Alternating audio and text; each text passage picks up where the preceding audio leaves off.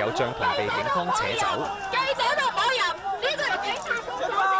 你入咗嗰啲範圍，唔該嚇。傾埋少少，唔該。傾埋少少。一個示威者雙手被綁上索帶，由6個警員帶走。台嘅草地。警員將佢抬起，帶到去天馬公園一個暗角位，將佢放喺地上面，對佢拳打腳踢。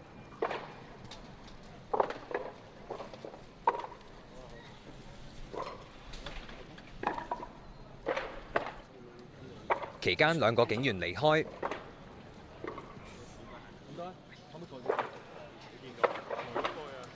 留低嘅警員繼續用腳踢示威者。即一路放低咗就嚼。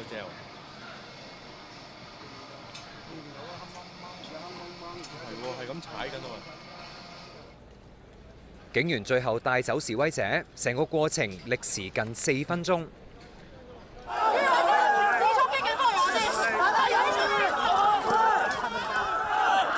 而警方喺驅散示威者期間，多次施放胡椒噴霧。本台嘅攝影師亦都被噴中。